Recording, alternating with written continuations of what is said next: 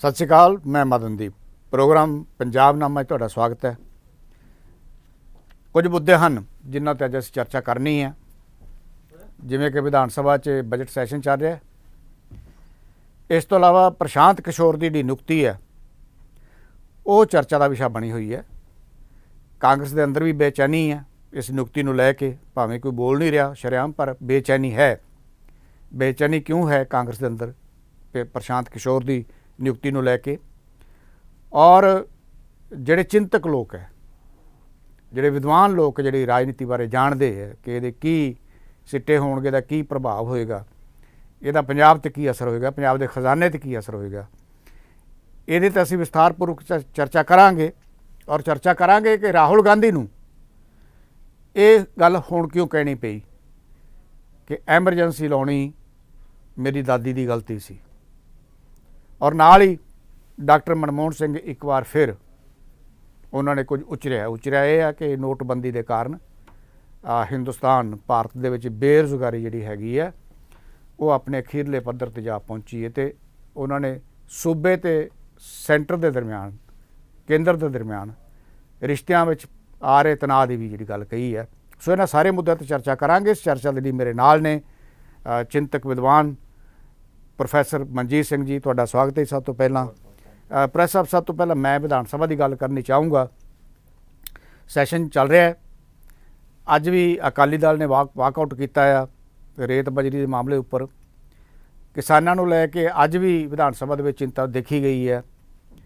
किसान 12 तरीक को कलकत्ते जा रहे हैं। आप ये भी ये थोड़ी बहुत चर्चा जरूर करनी चाहांगे कि कलकत्ते जाने का की अर्थ आ, कि अपने मनोरथ के विच उत्थे कामयाब हो सकते हैं, भारतीय जनता पार्टी को चुनौती दे सकते हैं।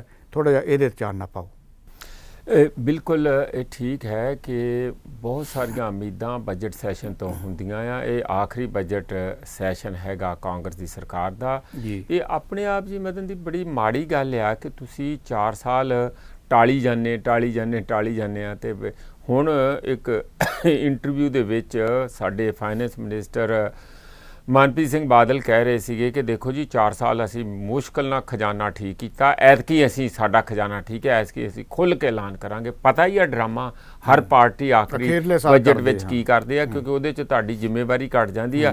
जद नूं चोणां हो जांदियां पुछण वाले कोई पुछ नहीं सकदे, ये लिखण वाले लिख के गांह जांदे आ। मगरों जे इन्हां दी सरकार आ जूगी तो थोड़ा ये भुगतणगे, जे कोई बिल्कुल ही दूसरी आ गई तो नवीं फिर भुगतणी। खजाना कित्थों पूरा हो गया? पर मेरा एक सवाल आ भी जिथों तुहाडे सोर्स सी, जिथों तुसीं पैसा पैदा करना सी पंजाब दे अंदर, वो 2-3 जिहड़े तुहाडे कोले सी इस तरह के पैदावार करन, पैसा पैदा करन वाले, जिवें मिसाल के तौर पर शराब दा सी, शराब दे उत्ते कोई नीति नहीं हैगी सरकार दी।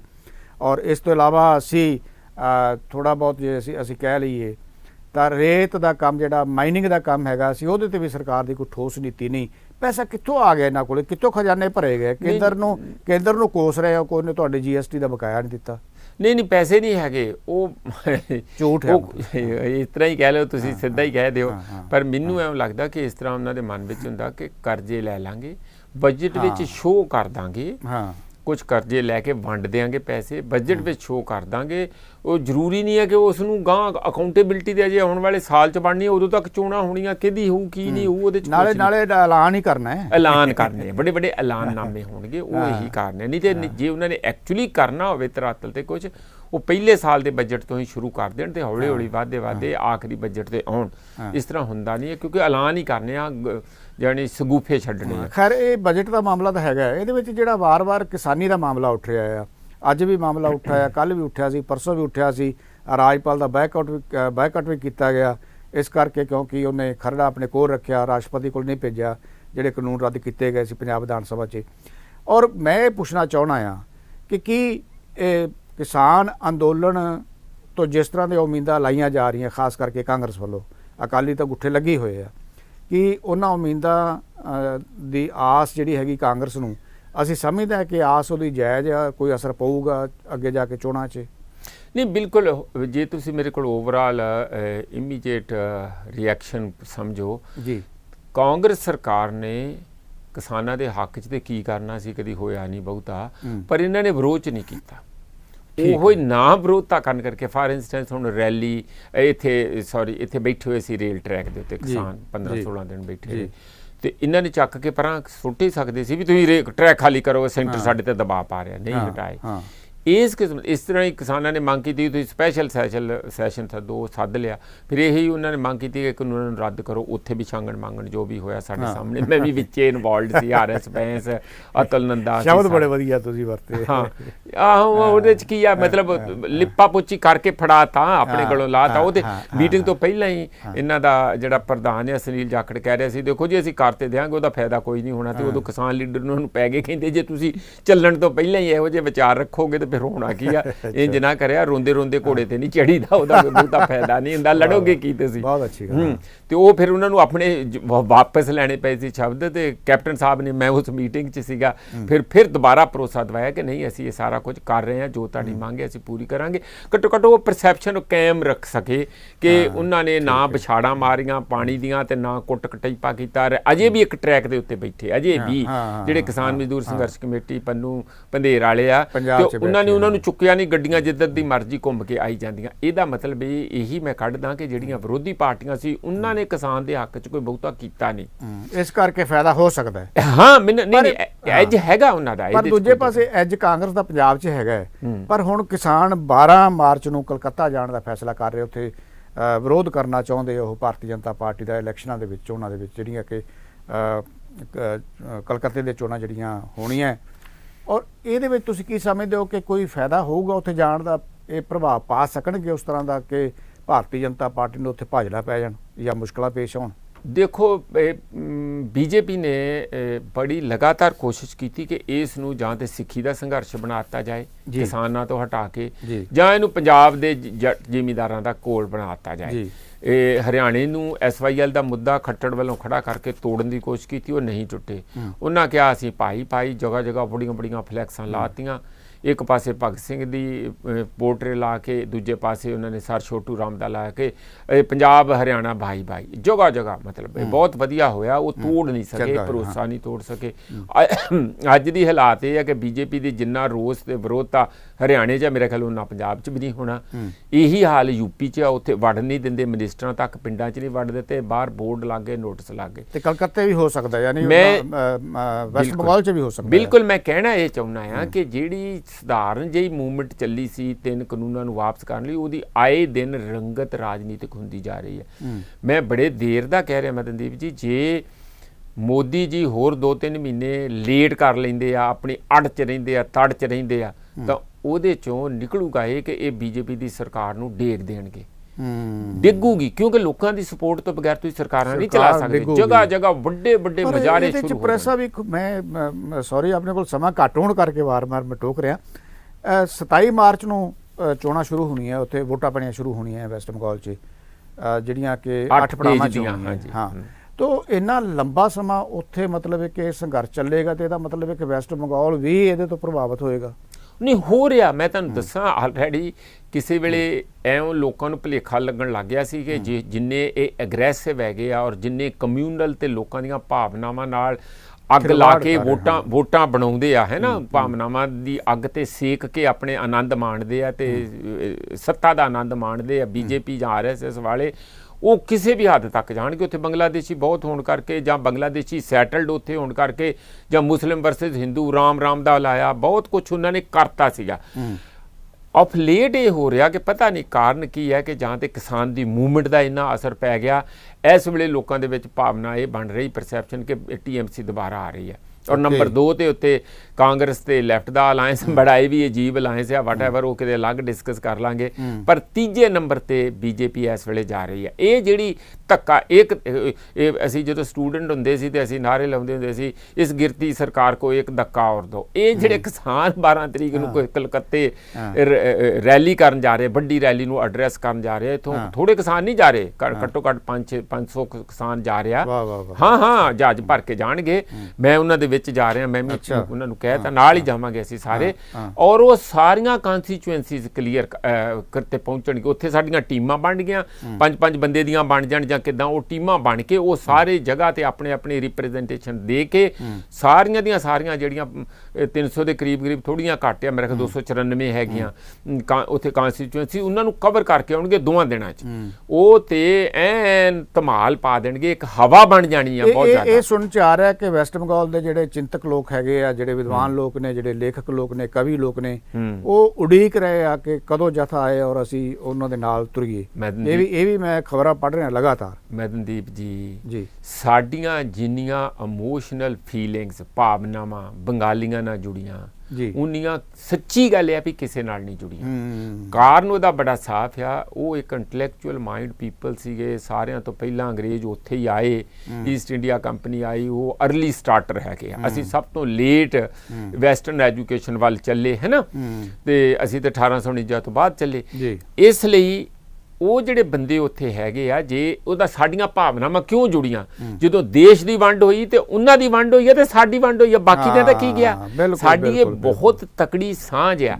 ਵੈਸੇ ਵੀ ਪਤਾ ਨਹੀਂ ਰੱਬੋਂ ਉਹਦੀ ਤੇ ਕਿਤੇ ਖੋਜ ਕਰ ਲਾਂਗੇ ਕਿਉਂ ਆ, ਸਾਡੇ ਪੰਜਾਬ 'ਚ ਅੱਜ ਵੀ ਮੰਨਿਆ ਜਾਂਦਾ ਜਦੋਂ ਬੱਚਾ ਕਿਤਿਓਂ ਕੋਈ ਦਵਾਈ ਲੈ ਕੇ ਠੀਕ ਨਾ ਹੋਵੇ ਤੇ ਉਹ ਮਾਂ ਇਹ ਕਹਿੰਦੀ ਕਿ ਮੈਂ ਤੇ ਅਖੀਰ 'ਚ ਬੰਗਾਲੀ ਡਾਕਟਰ ਕੋਲੋਂ ਵੀ ਇਹਨੂੰ ਦਵਾਈ ਦੇ ਕੇ ਦੇਖ ਲਈ। ਇੰਨਾ ਭਰੋਸਾ ਹੈਗਾ ਬੰਗਾਲੀ ਕਲਚਰ 'ਚ, ਸੱਭਿਆਚਾਰ 'ਚ, ਉਹਨਾਂ ਦੇ ਇੰਟੈਲੈਕਟ ਦੇ ਵਿੱਚ, ਹੈ ਨਾ। ਤੇ ਇਸ ਕਰਕੇ ਜਿਹੜਾ ਸਾਡਾ ਜਾਣਾ, ਮੈਨੂੰ ਤੇ ਬਹੁਤ ਇਸ ਗੱਲ ਦੀ ਖੁਸ਼ੀ ਹੈ। ਇਹ ਸਾਡੇ ਵੱਲੋਂ ਹੀ ਨਹੀਂ, ਉਹਨਾਂ ਵੱਲੋਂ ਵੀ ਇੰਨਾ ਹੀ ਸਤਿਕਾਰ, ਪਿਆਰ, ਅਦਬ ਕੀਤਾ ਜਾਂਦਾ। ਜਦੋਂ 84 ਦੇ ਦੰਗੇ ਹੋਏ ਉੱਥੇ ਨਹੀਂ ਕੁਝ ਹੋਣ ਦਿੱਤਾ, ਭਾਵੇਂ ਕੋਈ ਵੀ ਸਰਕਾਰ ਸੀ, ਉੱਥੇ ਕਮਿਊਨਲ ਭਾਵਨਾ ਆ ਸਕਦੀ ਸੀ, ਨੈਸ਼ਨਲਿਜ਼ਮ ਦੇ ਨਾਂ ਦੇ ਉਹਦੇ ਤੇ ਚੜ੍ਹ ਕੇ ਅੱਗ ਬਰਸ, ਪਰ ਉਹ ਨਹੀਂ ਹੋਇਆ। ਅਸੀਂ ਜਿਹੜਾ ਉੱਥੇ ਜਾ ਰਹੇ ਹਾਂ ਜਾਂ ਹੋਰ ਕਿਸਾਨ ਵੀਰ ਵੀ ਜਾ ਰਹੇ ਆ, ਉਹ ਕੱਲਾ ਉੱਥੇ ਨਹੀਂ ਜਾਣਗੇ। ਇਹਨਾਂ ਦਾ ਪਲਾਨ ਹੈ ਕਿ ਥੋੜਾ ਚਾਨਣਾ ਇਹ ਪਾ ਸਕਦੇ ਹੋ ਕਿ ਜਿਹੜਾ ਉੱਥੇ ਜਿਹੜਾ ਅੰਦੋਲਨ ਦੀ ਰੂਪਰੇਖਾ ਜਿਹੜੀ ਹੈਗੀ ਹੈ, ਜਿਹੜਾ ਪੈਟਰਨ ਹੈ, ਉਹ ਇਹੀ ਪੈਟਰਨ ਹੋਊਗਾ ਜਿਹੜਾ ਪੈਟਰਨ ਚੱਲ ਰਿਹਾ, ਜਾਂ ਉੱਥੇ ਥੋੜਾ ਜਿਹਾ ਜਿਹੜਾ ਫਰਕ ਹੋਊਗਾ? ਨਹੀਂ, ਸਾਡਾ ਕੰਮ ਤੇ ਇਹ ਹੈ ਕਿ ਕੋਈ ਸਿੰਗਲ ਪੁਆਇੰਟ ਜਿਹੜਾ ਮੈਸੇਜ ਦੇਣਾ ਕਿਸਾਨਾਂ ਵੱਲੋਂ ਕਿ ਦੇਖੋ ਜੋ ਦੇਸ਼ ਦੇ ਅੰਦਰ ਹੋ ਰਿਹਾ, ਇਹ ਕਿਸਾਨ ਦੀ ਹੱਤਿਆ ਹੋ ਰਹੀ ਆ। ਜਿਵੇਂ ਬਾਰ-ਬਾਰ ਕਿਹਾ ਜਾਂਦਾ ਕਿ ਇਹ ਕਿਸਾਨਾਂ ਦੇ ਡੈਥ ਵਾਰੰਟ ਹੈਗੇ ਆ, ਕਿਸਾਨ ਨਹੀਂ ਰਹਿਣਗੇ, ਨਾ ਕਿਸਾਨੀ ਰਹੂਗੀ, ਜਿਹੜੇ ਫਲੈਗ ਬਣਾਏ ਹੋਏ ਆ, ਜਿਹੜੇ ਨੈਸ਼ਨਲ ਫਲੈਗ ਬਣਾਏ ਹੋਏ ਆ ਕਿਸਾਨਾਂ ਨੇ, ਆਪਣੇ ਨੈਸ਼ਨਲ ਫਲੈਗ ਜਿਹੜੇ ਬਣਾਏ ਹੋਏ ਆ, ਯਾਨੀ ਘੋਲ ਦੇ ਨੈਸ਼ਨਲ ਫਲੈਗ ਜਿਹੜੇ ਹੈਗੇ ਆ,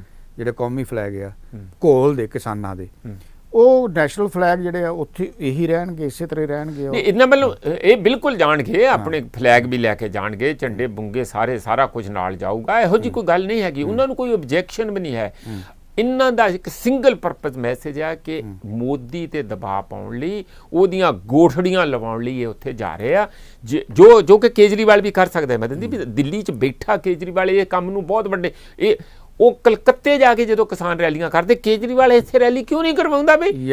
ਹੱਦ ਹੋ ਗਈ ਆ ਯਾਰ। ਤੁਸੀਂ ਇਹਨਾਂ ਨੂੰ ਬੁਲਾ ਕੇ ਕਹੋ ਕਿ ਆਓ ਮੈਂ ਰਾਮਲੀਲਾ ਗਰਾਊਂਡ ਦੇ ਵਿੱਚ 5.5 ਲੱਖ ਲੋਕ ਇਕੱਠੇ ਕਰਦਾ, ਬਿਆਨ ਦੇਈ ਜਾਂਦਾ ਹੈ। ਬਿਆਨ ਦਾ ਮਤਲਬ ਇਹ ਵਿੱਚੋਂ ਉਸੇ ਤਰ੍ਹਾਂ ਹੀ ਉਹਨਾਂ ਦਾ ਹੀ ਇੱਕ ਛੋਟਾ ਰੂਪ ਆ, ਰਲੇ ਰਹਿੰਦੇ ਆ। ਸਾਹਿਬ ਹੋਰ ਜਿਹੜਾ ਫਿਕਰ ਪਾਇਆ ਜਾ ਰਿਹਾ ਹੈ, ਮੈਂ ਵੈਸਟ ਬੰਗਾਲ ਦਾ ਹਾਲੇ ਮੈਂ ਥੋੜੀ ਜਿਹੀ ਗੱਲ ਹੋਰ ਕਰਨੀ ਚਾਹਣਾ ਹੈ। ਬੜਾ ਮਹੱਤਵਪੂਰਨ ਜਿਹੜਾ ਅੰਦੋਲਨ ਉੱਧਰ ਵਧਣਾ, ਇਹ ਬਹੁਤ ਮਹੱਤਵਪੂਰਨ ਘਟਨਾ ਹੈਗੀ। ਇਸ ਕਰਕੇ ਤੇ ਥੋੜਾ ਜਿਹਾ ਮੈਂ 2-4 ਮਿੰਟ ਹੋਰ ਲਾਉਣੇ ਚਾਹਣਾ ਕਿ ਜਦੋਂ ਵੈਸਟ ਬੰਗਾਲ ਕਿਸਾਨ ਜਾਣਗੇ, ਕਿਉਂਕਿ ਉੱਥੇ ਜੋ ਹਾਲਾਤ ਬਣੇ ਹੋਏ ਆ, ਜਿਹੜਾ ਟਕਰਾਅ ਪੈਦਾ ਕੀਤਾ ਹੋਇਆ ਹੈ, ਬੀਜੇਪੀ ਹਰ ਹਾਲਤ ਵਿੱਚ ਉੱਥੇ ਜਿੱਤਣਾ ਚਾਹੁੰਦੀ ਹੈ, ਔਰ ਮਮਤਾ ਬੈਨਰਜੀ ਦੇ ਜਿਹੜੇ ਕਾਰਕੁਨ ਹੈਗੇ ਆ ਉਹਨਾਂ ਦੀ ਪਾਰਟੀ ਐਮਸੀ ਦੇ, ਔਰ ਇਹਨਾਂ ਦੇ ਜਿਹੜੇ ਕਾਰਕੁਨ ਹੈਗੇ ਆ ਜਿਹੜੇ ਕੱਟੜ ਹਿੰਦੂਤਵਾ ਵਿਚਾਰਧਾਰਾ ਰੱਖਦੇ ਆ, ਉਹਦੇ ਵਿੱਚ ਕਤਲੇਆਮ ਦੇ ਵੀ ਖਬਰਾਂ ਸਾਨੂੰ ਮਿਲਦੀਆਂ ਹੈ ਇਸ ਟਕਰਾਅ ਦੇ ਵਿੱਚ। ਕਿ ਇਸ ਤਰ੍ਹਾਂ ਦਾ ਜੇ ਉੱਥੇ ਮਾਹੌਲ ਬਣਾਉਣ ਦੀ ਕੋਸ਼ਿਸ਼ ਕੀਤੀ ਜਾਂਦੀ ਹੈ, ਜਿਵੇਂ 26 ਜਨਵਰੀ ਨੂੰ ਮਾਹੌਲ ਬਣਾਇਆ ਗਿਆ ਸੀ, ਤਾਂ ਉਹਦੇ ਟਾਕਰੇ ਲਈ ਕਿਸਾਨਾਂ ਕੋਲੇ ਕੋਈ ਇਸ ਤਰ੍ਹਾਂ ਦੇ ਪ੍ਰੋਗਰਾਮ ਹੈਗੇ ਆ? ਕੋਈ ਉੱਥੋਂ ਦੀ ਸਰਕਾਰ ਨਾਲ ਕੋਈ ਵਿਚਾਰ ਵਟਾਂਦਰਾ ਜਾਂ ਹੋਰ ਕੋਈ ਪਲੈਨਿੰਗ ਹੈ ਇਸ ਤਰ੍ਹਾਂ ਦੀ? ਦੇਖੋ, ਚੰਗੀ ਗੱਲ ਇਹ ਹੈ ਕਿ ਉੱਥੇ ਸਰਕਾਰ ਜਿਹੜੀ ਆ ਉਹ TMC ਦੀ ਆ, BJP ਦੀ ਨਹੀਂ। BJP ਦੀ ਹੁੰਦੀ ਤੇ ਹੋ ਸਕਦਾ ਕੋਈ ਮਰਸਨਰੀਜ਼ ਇੱਧਰੋਂ ਉੱਧਰੋਂ ਕਿਸੇ ਕਿਸਮ ਦੀਆਂ ਕੋਈ ਸ਼ਰਾਰਤਾਂ ਕਰਵਾਉਂਦੇ, ਇਹ ਤੇ ਇੱਕ ਚੰਗੀ ਗੱਲ ਹੈਗੀ।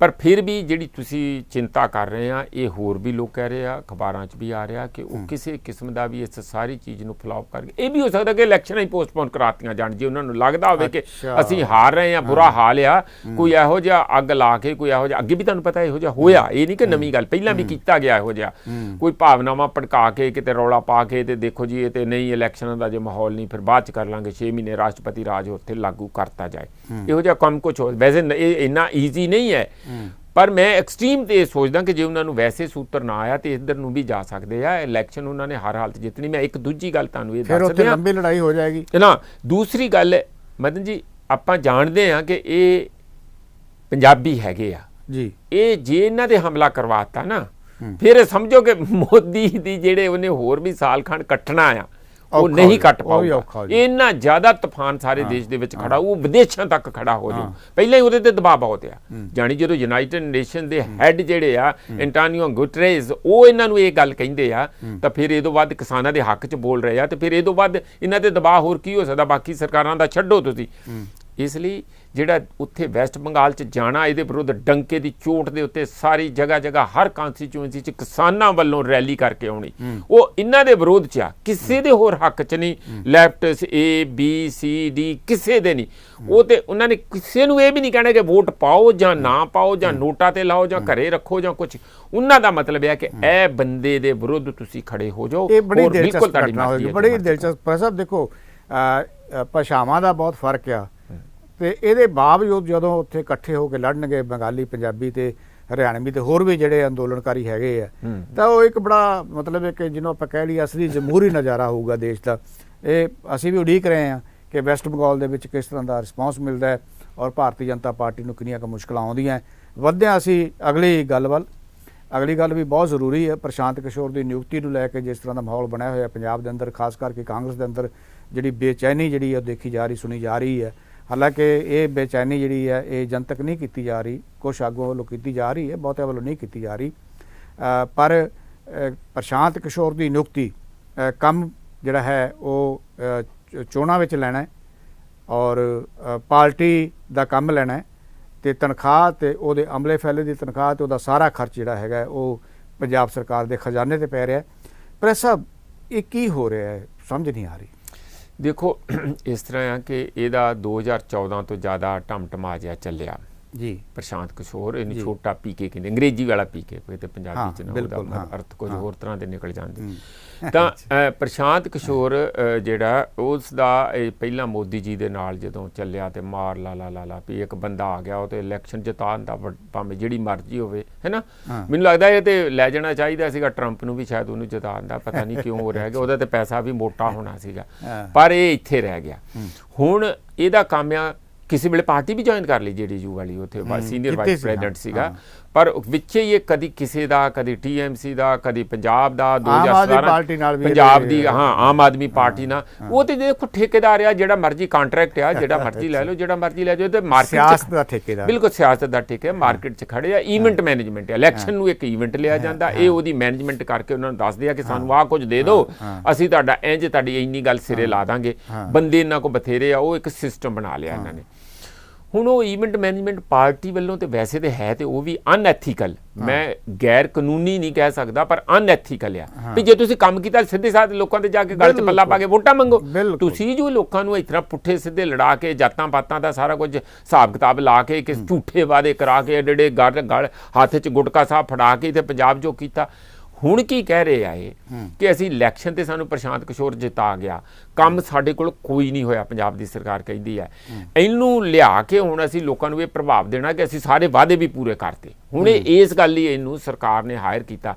ਮੇਰਾ ਇੱਥੇ ਆਬਜੈਕਸ਼ਨ ਇਹ ਹੈ ਕਿ ਜੇ ਸਰਕਾਰ ਆਪਣੇ ਕੰਮ ਆਪ ਨਹੀਂ ਕਰ ਸਕਦੀ ਤੇ ਪ੍ਰਸ਼ਾਂਤ ਨੂੰ ਸਾਰੇ ਨੂੰ ਠੇਕਾ ਦੇ ਦਿਓ ਨਾ, ਆਪ ਰਿਜ਼ਾਈਨ ਕਰੋ ਸਾਰਾ, ਫਿਰ ਆਪੇ ਚਲਾਊਗਾ। ਉਹਨੂੰ ਬਿਊਰੋਕ੍ਰੇਸੀ ਉਹਦੇ ਹਵਾਲੇ ਕਰ ਦਿਓ, ਔਰ ਉਹਨੂੰ ਕਹੋਗੇ ਅਸੀਂ ਇਹਨੂੰ ਠੇਕਾ ਦੇ ਦਿੱਤਾ, ਉੱਕਾ ਪੁੱਕਾ ਇਹ ਲਊਗਾ 500 ਕਰੋੜ ਰੁਪਈਆ, ਤੇ ਇੱਕ ਜਿਹੜਾ ਸਾਲ ਰਹਿੰਦਾ, ਨਾਲੇ ਸਾਨੂੰ ਅਗਲੀ ਇਲੈਕਸ਼ਨ ਜਿਤਾ ਕੇ ਜਾਊਗਾ, ਨਾਲੇ ਇਹ ਸਰਕਾਰ ਚਲਾਊਗਾ। ਪ੍ਰੈਕਟੀਕਲੀ ਇਹੋ ਹੀ ਹੋਣਾ। CM ਨੇ ਆਪਣੀ ਇਨਕੰਪੀਟੈਂਸ ਸ਼ੋ ਕਰਤੀ, ਉਹਨੂੰ ਸਪੈਸ਼ਲ ਐਡਵਾਈਜ਼ਰ ਆਪਣਾ ਲਾ ਲਿਆ। ਅੱਗੇ ਵੀ ਹੇਡ ਇੱਕ ਉੱਥੇ ਐਡਵਾਈਜ਼ਰਾਂ ਦੀ ਤੁਰੀ ਫਿਰਦੀ, ਇਹ ਵੀ ਸਰਕਾਰੀ ਖਜ਼ਾਨੇ ਦੇ ਲੁੱਟਿਆ, ਕਿਹੜੇ ਐਡਵਾਈਜ਼ਰ ਆ ਤੁਹਾਡੇ ਕੋਲ? ਜਦੋਂ ਇੰਨੀ ਬਿਊਰੋਕ੍ਰੇਸੀ ਆ, ਤੁਹਾਡੇ ਕੋਲ ਐਕਸਪਰਟ ਹੈਗੇ ਆ, ਹਰ ਕਿਸਮ ਦੇ ਐਕਸਪਰਟ ਹੈਗੇ ਆ, ਇਹ ਐਡਵਾਈਜ਼ਰ ਕੀ ਐਡਵਾਈਜ਼ ਕਰਦੇ? ਸਾਨੂੰ ਜਾ ਕੇ ਦੱਸਣ ਇਹਨਾਂ ਨੇ ਕੀ ਅਜੇ ਤੱਕ ਐਡਵਾਈਜ਼ ਕੀਤਾ। ਇਹਦੀ ਇਨਕੁਆਇਰੀ ਹੋਣੀ ਚਾਹੀਦੀ ਆ। ਇਹਨੇ ਉਹਨਾਂ ਨੂੰ ਫੈਸਿਲਿਟੀਆਂ ਦਿੱਤੀਆਂ, ਇਹਨੂੰ ਕੈਬਨਿਟ ਰੈਂਕ ਦਿੱਤਾ। ਕੈਬਨਿਟ ਰੈਂਕ ਦਾ ਮਤਲਬ ਕੋਠੀ, ਐਗਜ਼ੈਕਟਿਵ ਕਲਾਸ, 에ਅਰਫੇਅਰ, ਗੱਡੀਆਂ 'ਚ ਐਗਜ਼ੈਕਟਿਵ ਕਲਾਸ, ਤਨਖਾਹ 1 ਰੁਪਈਆ, ਚਾਹ ਪਾਣੀ ਦਾ 5000 ਰੁਪਈਆ ਮਹੀਨੇ ਦਾ, ਨਾਲ 6 ਬੰਦੇ, ਕੋਠੀ ਫਰੀ, ਹੋਰ ਸਾਰੀਆਂ ਫੈਸਿਲਿਟੀਜ਼ ਫਰੀ। ਇਹ ਵੀ ਗੱਲਾਂ ਮੈਂ ਕਹਿੰਦਾ ਕੁਛ ਨਹੀਂ ਹੈਗੀਆਂ। ਮੈਨੂੰ ਇਹ ਦੱਸਣ ਕਿ ਇਹਨੇ ਸਪੈਸ਼ਲ ਐਡਵਾਈਸ ਕੀ ਕਰਨਾ, ਇਹਦੀ ਐਕਸਪਰਟੀਜ਼ ਕੀ ਆ? ਇਹਦੀ ਐਕਸਪਰਟੀਜ਼ ਤੇ ਹੈਗੀ ਆ ਇਲੈਕਸ਼ਨਾਂ ਜਿਤਾਉਣ ਦੀ, ਜੋੜ ਤੋੜ ਕੰਪਿਊਟਰ ਟੈਕਨੋਲੋਜੀ ਉਹਦੀ। ਇਹਨੇ ਇਸ ਪ੍ਰੋਗਰਾਮ ਨੂੰ ਜਿਹੜਾ ਇਹਦੀ ਇਸ਼ਾਰੇ ਤੇ ਉਦੋਂ ਕਾਂਗਰਸ ਨੇ ਬਣਾਇਆ ਸੀ ਉਹਨੂੰ ਪੂਰਾ ਕਰਨ ਦੀ ਇਹਦੀ ਕੀ ਪੋਲੀਟੀਕਲ ਸਾਇੰਸ ਦਾ, ਜਾਂ ਇਹ ਫਿਲਾਸਫਰ ਹੈਗਾ, ਜਾਂ ਇਹ ਕੋਈ ਇੰਜੀਨੀਅਰ ਹੈਗਾ ਜਿੱਥੇ ਪੁਲ ਬਣਵਾ ਦੂ, ਜਾਂ ਕੋਈ ਕੀ ਇਹ ਕਿਹੜਾ ਸਾਇੰਟਿਸਟ ਹੈਗਾ, ਨੈਚੁਰਲ ਸਾਇੰਟਿਸਟ ਹੈਗਾ? ਬੇਚੈਨੀ ਕਿਉਂ ਹੈ ਕਾਂਗਰਸ ਦੇ ਅੰਦਰ ਇਸ ਨਿਯੁਕਤੀ ਨੂੰ ਲੈ ਕੇ? ਇਹ ਮਾੜਾ ਜਿਹਾ ਵੀ ਦੱਸ ਦਿਓ। ਮੈਨੂੰ ਨਹੀਂ ਪਤਾ ਕਿ ਬੇਚੈਨੀ ਹੈ ਕਿ ਨਹੀਂ ਹੈ। ਮੈਂ ਸੁਣਿਆ ਹੋਇਆ ਕਿ ਮੈਂ ਕਹਿੰਦਾ ਅਸੀਂ ਜੇ ਨਹੀਂ ਵੀ ਹੋਊਗਾ ਤਾਂ ਕਰ ਦਿਆਂਗੇ ਕਿ ਤੁਸੀਂ ਸ਼ਰਮ ਕਰੋ, ਰਿਜ਼ਾਈਨ ਕਰੋ। ਐਸ ਜਿਹੜਾ ਸੈਸ਼ਨ ਚੱਲ ਰਿਹਾ, ਇਹਨਾਂ ਨੇ ਮੇਰੇ ਖਿਆਲ 10 ਤਰੀਕ ਤੱਕ ਸੈਸ਼ਨ ਚਲਾਉਣਾ। ਜੇ ਵਿਰੋਧੀ ਪਾਰਟੀ ਇਹਨੂੰ ਫੜ ਕੇ ਬਾਹਰ ਨਹੀਂ ਕਰਦੀ, ਇਸ ਨੂੰ ਕੈਬਨਿਟ ਰੈਂਕ ਤੋਂ ਜਿਹੜਾ ਅੰਦਰ ਜਾ ਵੜਿਆ, ਸਰਕਾਰ ਦੇ ਅੰਦਰ ਬਿਠਾ ਲਿਆ ਨਾ ਉਹਨੂੰ, ਜੇ ਉਹਨੂੰ ਬਾਹਰ ਨਹੀਂ ਕਰਦੀ, ਮੈਂ ਕਹਿੰਦਾ ਇਹਦੇ ਨਾਲੋਂ ਤੋਹੀਨ ਬੇਇੱਜ਼ਤੀ ਵਿਰੋਧੀ ਪਾਰਟੀ ਦੀ ਕੋਈ ਹੋਊਗੀ ਨਹੀਂ। ਮੇਰਾ ਅਕਾਲੀ ਦਲ ਐਵੇਂ ਰੌਲਾ ਪਾ ਰਿਹਾ, ਲੇਕਿਨ ਇਹ ਮੁੱਦੇ ਤੇ ਉਹ ਚੁੱਪ ਹੈਗੇ ਜਮਾਂ। ਨਹੀਂ ਫਿਰ ਇਹ ਤੁਸੀਂ ਸੋਚਣ ਵਾਲੀ ਗੱਲ ਹੈ। ਇਹਦਾ ਮਤਲਬ ਜਦੋਂ ਰਲੇ ਸਾਰੇ ਵੀ ਚੁੱਪ ਆ। ਨਹੀਂ, ਜਦੋਂ ਰਲੇ ਦੀ ਗੱਲ ਹੁੰਦੀ ਹੈ, ਸਭ ਤੋਂ ਵੱਡਾ, ਮੈਂ ਤੇ ਕੱਲ ਚੈਨਲਾਂ ਦੇ ਉੱਤੇ ਵਿੱਚ ਬੈਠੇ ਸੀਗੇ ਰਿਪਰੈਜ਼ੈਂਟੇਟਿਵ, ਆਮ ਆਦਮੀ ਦੇ ਵੀ ਬੈਠੇ ਸੀਗੇ, ਅਕਾਲੀਆਂ ਦੇ ਵੀ ਬੈਠੇ ਸੀਗੇ, ਹੋਰ ਦੇ ਵੀ ਬੈਠੇ। ਮੈਂ ਕਿਹਾ ਜੇ ਤੁਸੀਂ ਕੱਲ ਤੋਂ ਇਸ ਨੂੰ ਸਿੰਗਲ ਪੁਆਇੰਟ ਪ੍ਰੋਗਰਾਮ ਬਾਕੀ ਰੱਖ ਦਿਓ, ਬਜਟ ਜੇ 8 ਨੂੰ ਹੋਊਗਾ, ਤੁਸੀਂ ਕੀ ਕਰਨਾ, ਸਰਕਾਰ ਨੇ ਪੇਸ਼ ਕਰਨਾ, ਤੁਸੀਂ ਕਰ ਲਿਓ ਗੱਲਾਂ। ਪਰ ਇਹ ਇੱਕ ਨਵੀਂ ਰਵਾਇਤ ਪੈ ਗਈ, ਪਹਿਲੀ ਵਾਰੀ ਦੇਸ਼ ਪੂਰੇ ਦੇ ਅੰਦਰ ਇੱਕ ਨਵੀਂ ਪਿਰਤ ਬਣ ਗਈ ਕਿ ਤੁਸੀਂ, ਤੁਹਾਡੇ ਕੋਲ ਰਾਜ ਵੀ ਨਹੀਂ ਹੁੰਦਾ। ਇਲੈਕਸ਼ਨ ਤੇ ਕੀ ਜਿੱਤਣੀ ਆ, ਜਿੱਤਣ ਤੋਂ ਬਾਅਦ ਵੀ ਤੁਹਾਡੇ ਕੋਲ ਕੰਮ ਨਹੀਂ ਹੁੰਦੇ, ਤੁਸੀਂ ਹੁਣ ਠੇਕੇ ਤੇ ਕੰਮ ਦੇ ਦਿੱਤਾ, ਇੱਕ ਬੰਦਾ ਲੈਂਦਾ, ਉਹ ਤੁਹਾਡੀ ਸਰਕਾਰ ਚਲਾਊਗਾ। ਇਹਦਾ ਖਤਰਾ ਦੇਖੋ ਕੀ ਹੈ, ਸਾਰੀਆਂ ਬਿਊਰੋਕ੍ਰੇਸੀ ਦੀਆਂ ਫਾਈਲਾਂ ਉਹਦੇ ਕੋਲ ਹੋਣਗੀਆਂ, ਸਿੱਧੀ ਉਹਨੂੰ ਚੀਫ ਮਿਨਿਸਟਰ ਨਾਲ ਐਕਸੈਸ ਆ। ਚੀਫ ਮਿਨਿਸਟਰ ਇਹ ਸੁਪਰ ਚੀਫ ਮਿਨਿਸਟਰ ਵਾਂਗੂ ਬਿਹੇਵ ਕਰੂਗਾ, ਕਾਰਨ ਚੀਫ ਮਿਨਿਸਟਰ ਖੁਦ ਵਲਨਰੇਬਲ ਸਮਝਦਾ, ਕਹਿੰਦਾ ਮੈਨੂੰ ਇਹਦੇ ਤੋਂ ਬਗੈਰ ਮੈਂ ਚੱਲ ਨਹੀਂ ਸਕਦਾ। ਚੀਫ ਮਿਨਿਸਟਰ ਖੁਦ ਆਪਣੇ ਆਪ ਨੂੰ ਕਮਜ਼ੋਰ ਸਮਝ ਰਿਹਾ, ਉਸ ਨੂੰ ਆਪਣੇ ਸਿਰ ਤੇ ਬਿਠਾਊਗਾ। ਜਿਹੜੇ ਬੰਦਿਆਂ ਦੇ ਪੁੱਠੇ ਸਿੱਧੇ ਕੰਮ ਆ ਇਹਦੇ ਨਾਲ ਹੀ ਹੋਣੇ ਸ਼ੁਰੂ ਹੋ ਜਾਣਗੇ, ਮਿਨਿਸਟਰ ਬਾਹਰ ਚਲੇ ਜਾਣਗੇ, ਕੈਬਨਿਟ ਦੀ ਜਿਹੜੀ ਡਿਮੋਸ਼ਨ ਹੋ ਜੂਗੀ, ਐਮਐਲਏ ਨੂੰ ਤੇ ਪਹਿਲਾਂ ਹੀ ਕੋਈ ਨਹੀਂ ਪੁੱਛਦਾ। ਜਿਹੜੇ ਫਾਈਲਾਂ ਦੀ ਤੁਸੀਂ ਗੱਲ ਕਰ ਰਹੇ ਹੋ, ਕੀ ਖਤਰਾ ਉਹਦੇ ਤੋਂ? ਸਰ ਜਦੋਂ ਕੈਬਨਿਟ ਰੈਂਕ ਦਾ ਉਹਨੂੰ ਉੱਥੇ ਅੰਦਰ ਲਿਆ ਕੇ ਸਰਕਾਰੀ ਖਰਚੇ ਤੇ ਬਿਠਾ ਲਿਆ, ਹਰ ਫੈਸਿਲਿਟੀ ਦੇਤੀ, ਇਹ ਕੀ ਕਹੂਗਾ ਕਿ ਦੇਖੋ ਜੀ, ਅਸਲ ਮਾਨਿਆ ਜਦੋਂ ਉਹਨੂੰ ਇਲੈਕਸ਼ਨ ਜਿੱਤਣ ਲਈ ਬੁਲਾਇਆ, ਪਰ ਉਹਨੇ ਕਿਉਂਕਿ ਖਾਨਾ ਪੂਰਤੀ ਵਾਅਦੇ ਪੂਰੇ ਕਰਨ ਵਾਲੇ ਵੀ ਬਣਾ ਕੇ ਦੇਣਾ, ਤਾਂ ਹੀ ਉਹਦਾ ਇਲੈਕਸ਼ਨ ਮੈਨੀਫੈਸਟੋ ਅਗਲੀ ਵਾਰ ਬਣਨਾ ਵੀ ਇਹਨੂੰ ਇੰਜ ਕਰ ਦਿਓ, ਇੰਜ ਕਰ ਦਿਓ। ਉਹ ਫਾਈਲਾਂ ਤੇ ਮੰਗਾਊਗਾ ਹੀ, ਹਰ ਮਹਿਕਮੇ ਤੋਂ ਫਾਈਲ ਮੰਗਾਊਗਾ ਕਿ ਮੈਨੂੰ ਦੱਸੋ ਤੁਸੀਂ ਅੱਜ ਤੱਕ ਕੀ ਕੀਤਾ, ਆਹ ਅਸੀਂ ਵਾਅਦਾ ਕੀਤਾ ਸੀ, ਕੀ ਰਹਿੰਦਾ। ਉਹਦੇ 'ਚ ਇਹ ਜੋੜ ਤੋੜ ਉੱਪਰ ਥੱਲੇ ਝੂਠ ਸੱਚ ਬਣਾ ਕੇ ਦੱਸੂਗਾ। ਉਹ ਫਿਰ ਗਾਂ ਜਿਹੜਾ ਜਦੋਂ ਚੋਣ ਮੈਨੀਫੈਸਟੋ ਹੋਊ, ਉਹਦੇ 'ਚ ਲਿਸਟ ਬਣੂਗੀ ਲੰਮੀ ਸਾਰੀ ਕਿ ਦੇਖੋ ਜੀ ਅਸੀਂ ਇੰਨਾ ਕੁਝ ਕਰਤਾ, 5% ਰਹਿ ਗਿਆ, ਸਾਨੂੰ ਦੁਬਾਰਾ ਪਾ ਦਿਓ, 5% ਅਸੀਂ ਅਗਲੇ ਸਾਲ ਜਦੋਂ ਦੁਬਾਰਾ ਚੋਣਾਂ ਹੋਣਗੀਆਂ ਉਹ ਤੋਂ ਕਰ ਦਾਂਗੇ। ਇਸ ਕੰਮ ਲਈ ਬੁਲਾਇਆ। ਇਹਦਾ ਮਤਲਬ ਉਹਦੇ ਕੋਲ ਸਾਰੀ ਹਰ ਕਿਸਮ ਦੀ। ਦੂਜਾ ਮਤਲਬ ਆਪਾਂ ਨਹੀਂ ਜਾਣਦੇ ਕਿ ਜਿਹੜਾ ਬੰਦਾ ਇੰਨੇ ਪਾਵਰਫੁਲ ਬੰਦੇ ਨਾਲ, ਜਿਹਦੀ ਆਪਣੇ ਕੈਬਨਿਟ ਮਿਨਿਸਟਰਾਂ ਨੂੰ ਨਹੀਂ ਛੇਤੀ ਮਿਲਦਾ ਚੀਫ ਮਿਨਿਸਟਰ, ਜਦੋਂ ਇਹਦਾ ਸਿੱਧਾ ਪੇਚਾ ਉਹਦੇ ਨਾਲ ਹੋਊਗਾ, ਲੈਣ ਦੇਣ ਜਾਣੀ ਗੱਲਬਾਤ ਹੈਲੋ ਹਾਏ ਸਾਰੀ ਹੋਊਗੀ, ਇਹ ਦੁਨੀਆ ਦੇ ਜਿਹੜੇ ਪੁੱਠੇ ਸਿੱਧੇ ਬਾਹਰ ਦੇ ਕੰਮ, ਠੇਕੇਦਾਰਾਂ ਦੇ ਕਈ ਕਿਸਮ ਦੇ ਕੰਮ, ਮੈਨੂੰ ਉਹ ਨਾਂ ਲੈਣ ਦੀ ਲੋੜ ਨਹੀਂ, ਇਹ ਵਿੱਚੋਂ ਆਪਣਾ ਕਿਸੇ ਕਿਸਮ ਦਾ ਫੇਵਰ ਜੇ ਉਹ ਕਰਕੇ ਹੋਰ ਨਾ ਹੋਵੇ ਤੇ ਕਨੈਕਸ਼ਨ ਬਣਾ ਕੇ ਇਹ ਕੰਮ ਵੀ ਕਰਵਾਉਣੇ ਸ਼ੁਰੂ ਹੋ ਜੂਗੇ।